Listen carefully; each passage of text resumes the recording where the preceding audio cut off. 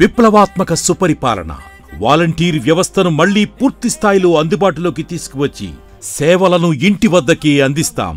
Pension కానుకను 3000 రూపాయల నుంచి 3500 రూపాయలకు క్రమంగా పెంచుకుంటూ పోతాం. అవ్వాతాతలు, వితంతువులు, దివ్యాంగులకు పింఛన్ను గడప వద్దకే అందిస్తాం.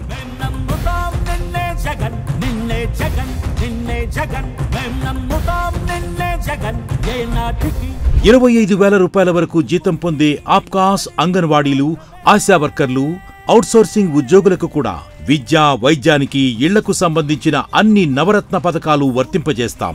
జగనన్న సురక్ష కార్యక్రమం నిర్వహించి ఏడాదికి 2 సార్లు ఇంటి వద్దకే సర్టిఫికేట్లను అందిస్తాం.